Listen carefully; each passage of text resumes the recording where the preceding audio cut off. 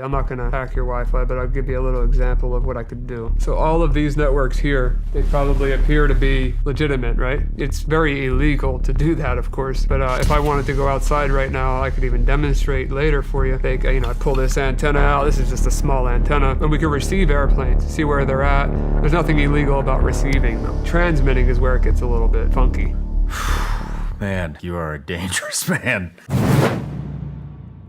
Let's go through all the things that you personally could hack if you wanted to. It's countless, but I could give you some major daily things. Absolutely. Let's talk about some of the devices. Those devices you have right here. Let's talk about all the stuff you can hack into. Sure. And then we'll get into maybe how we can prevent that a little bit. So I guess we'll just start with a daily routine. You wake up in the morning, you make your coffee, or maybe you take your phone off the charger and you check your phone in the morning. You might check your email. You got to make sure every email that you have while you're half asleep is coming from a real person. It's not a phishing email, someone pretending to be a company that they're not, stealing your credentials. Then you go outside to your garage, you get in your car, and you have to make sure that there's nobody out there listening for your car key frequency while jamming your car so that they could steal your car later or access your car later. And then when you go hit your garage door button, that somebody doesn't capture that frequency on 433 megahertz. Those rolling codes have already been broken for most of the models. So then you get in your car and you're driving to your office or to your kid's school, doing whatever you want. And you could get out, you let your kid out to school, and now somebody, as you walk into school, just skimmed your back pocket and stole your credit card information. So, all of that, plus, anything remote, infrared, like a TV remote that goes for projectors, audio devices, ceiling fans, very simple stuff, along with access control badges, anything sub-gigahertz, like key fobs or remote controls for anything. Parking gates, so much. Everything. Everything, anything with a battery and a connection, a remote connection, in any type of way where it reaches the outside of that device is hackable or has been hacked. What are these devices here? This is a water bottle. So this right here is this is a Flipper Zero with some custom modifications. And it does a lot. So this is just a proof of concept device, but when you start to add your own little additions onto it like this, let me enable, for example, Wi-Fi. I'm not gonna hack your Wi-Fi, but I'll give you a little example of what I could do. I'll just do something stupid, but.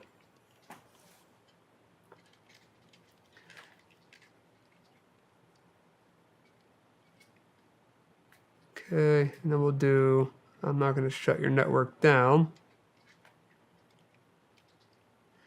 Okay, so now if I can show you on my phone, or you could look at your phone, but you'll see that instead of me mirroring your network, I just created a bunch of fake networks.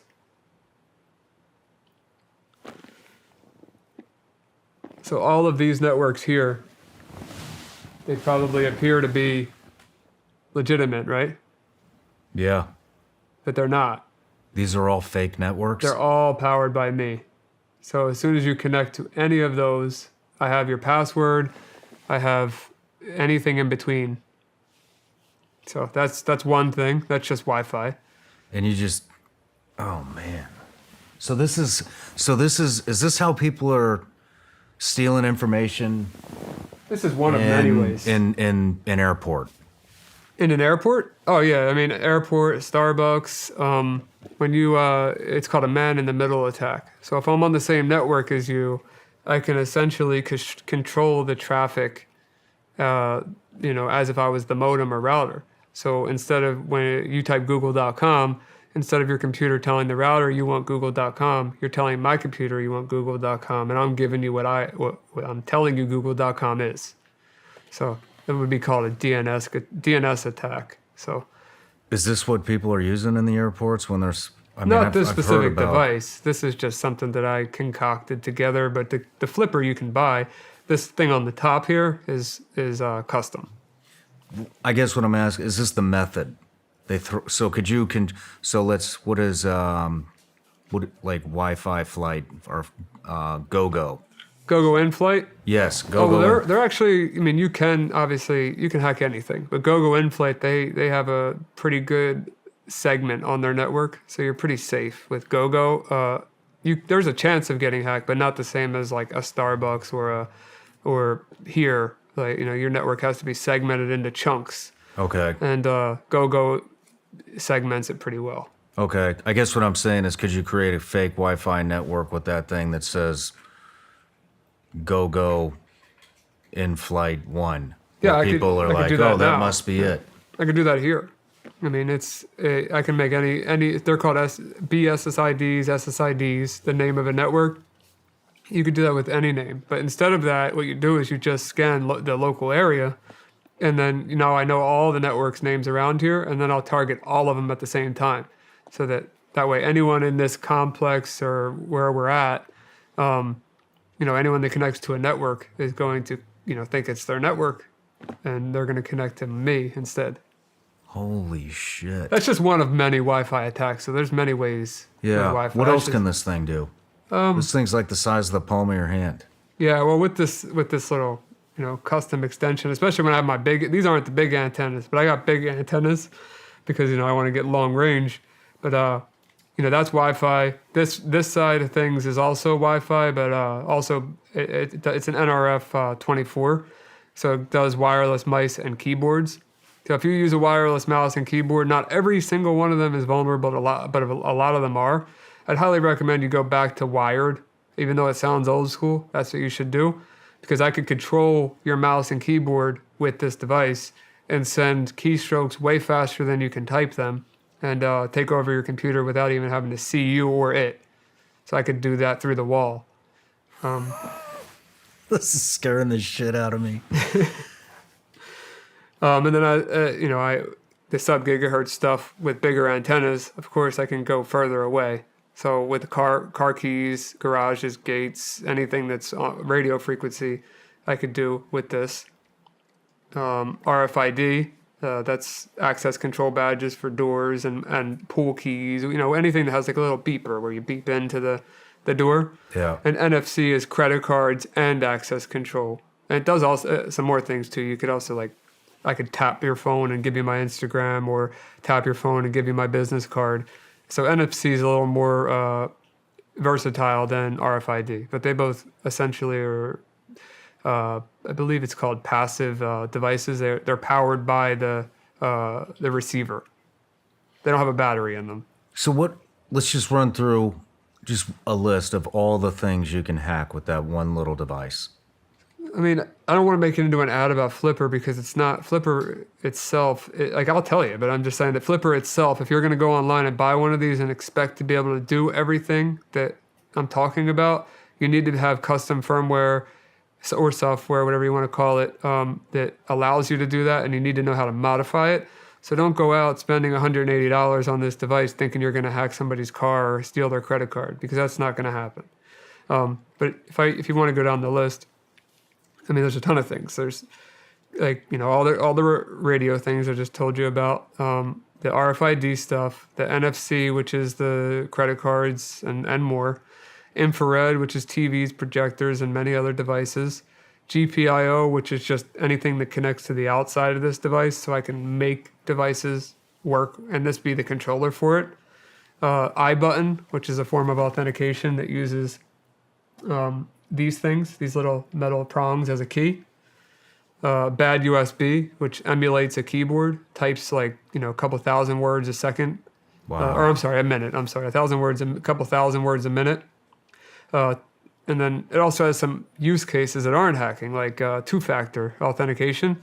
This is a offline device where you can generate your two-factor without needing a device that's connected to the internet. So it does that too. And then there's a ton of other sub-applications that are on here, like hundreds of them that do little things. So a lot. Just with this one device.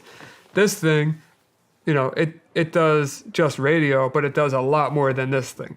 Really? Yeah. What does that one do? This one you can hack airplanes with. I mean, that's an extreme, but that's something that you can actually accomplish with this using ADSB. You can choose to either receive or transmit. So you can choose to either receive or transmit ADSB with this device, and that's the frequency to tell a plane, its call sign, position, and more. And it's very illegal to do that, of course. But if I wanted to go outside right now, I could even demonstrate later for you. I pull this antenna out. This is just a small antenna. And we can receive airplanes, see where they're at. There's nothing illegal about receiving them. Transmitting is where it gets a little bit funky, But yeah, ADSB, this one does a lot. Like something like a joke, for example, touch tunes at a bar. They're little jukebox machines that you pay for. Yeah. This device brute forces them, meaning goes through 000 to 9999 looking for a PIN code. And once it gets it, I can fully control that jukebox like I'm the owner of it. So, just for fun. Or Subaru cars, some years of Subaru, I have this pre-programmed that can unlock and lock a Subaru, no problem. I could do that with this as well. But this thing, way stronger, bigger range, way more support, way more programs out there. This device is a lot more dangerous in my eyes than that device. Really? Yep. Man, you are this is the fifth time I've said it, I think. You are a dangerous man. But well, I'm safe, I'm ethical. You could be if you wanted to be. I'm trying to go into detail about these things just for the nerds out there like me that are listening. I'm not going into exhaustive detail about these devices because most people are not going to care.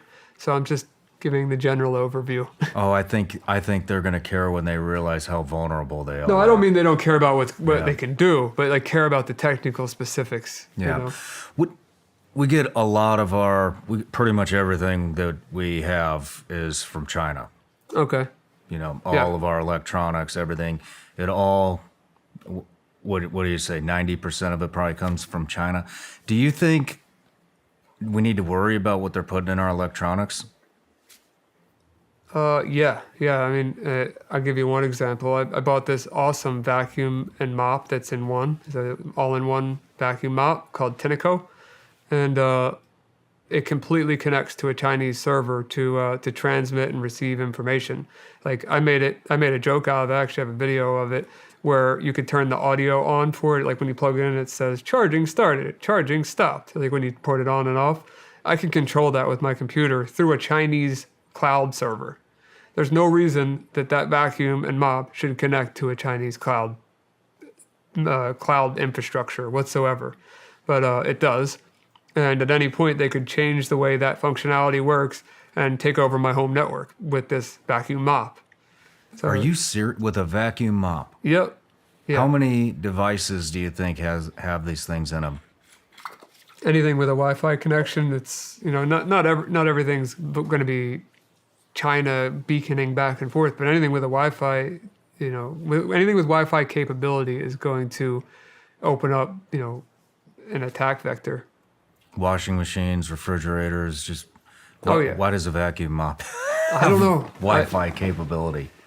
I'd love to tell you. It's I have the video I could show you. I could find it sometime, but it's I have that, and then I have the app I could show you. I can adjust the volume. I could check when the last time I used it. Does it need to be cleaned? Does it, it tells you all that stuff, but it's using a Chinese server that I can control from my computer now that I've captured the traffic between the mop and the server. How many devices do you think we have that are connected to a Chinese server? And what would they be getting out of it?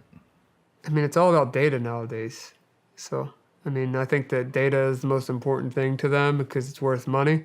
And advertising dollars would be spent better for, with targeted demographics. So I think that they're using that information to target you on the stuff that you need. If you or someone that you love is looking up something, obviously Google's going to figure out how to target you on that thing and then sell that data to other people, and they call it retargeting. Whereas if they have access to your direct network and they can see, things that you didn't even fully search out, or you're typing on a different application, like a chat application where you're not even searching about it, you're just talking about it, that data is very valuable because they know about something before Google does or some other large data broker. Interesting. What are 5 simple things that people can do to protect themselves from hackers? Use a password manager, install an antivirus, or consult with an IT company that has cybersecurity expertise, or a cybersecurity company. One of those many options, but talk to somebody unless you're an expert yourself. Use an RFID blocking wallet, and potentially, if you want to be extra safe, use a key fob that has an RFID shield on it. That way your key fob doesn't work outside of that shield, can't be cloned. Some cars require, tap to start. So, use something like that. Be careful with the websites that you're visiting. If the browser's telling you the site looks unsafe, then it's probably unsafe. And if if you're told otherwise, make sure who's telling you otherwise is legitimate. And, just be careful. I mean, just use your common sense. If something looks too good to be true, it probably is. Okay, what about we live in a day and age where you're getting spam calls every 5 minutes, you're getting spam texts every 5 minutes, and a new marketing email's coming in every 2 minutes. It's ridiculous. Mm-hmm. Do we need to worry about that stuff? If I open a text, could I be hacked just from opening the text? Technically, yes. I mean, like I said earlier, the zero-click attacks that they're willing to pay a ton of money for, there's government agencies that already have them, There was one going around for quite a long time. There was one going around for quite a long time called Pegasus. And then there was another one called Pegasus 2.0. And it didn't require any user interaction from anyone. You would just send to a phone number. They'd have full remote access to your phone. Even without opening the text? Without opening anything. Holy shit. How do you defend against something like that? Yeah. You can't. There's no way to defend yourself. That's why they're so valuable, because there's nothing you can do. How do most hackers get in? Do you have to click a link? Yeah. I mean, sometimes it's a link, sometimes it's a file, sometimes it's a photo, sometimes it's a chain of exploits of multiple things that turn into it. It could be a Word document. It could be anything. When it comes to 0 days and 0-click exploits, it doesn't require any user interaction, and you will not know that your phone's infected. Hey everybody, I'm Sean Ryan. Click here to subscribe to the Sean Ryan Show YouTube channel for the hottest and most compelling interviews that you will not see anywhere else. I've also made a playlist of all the previous SRS episodes so they're easy to find. You can find that right here.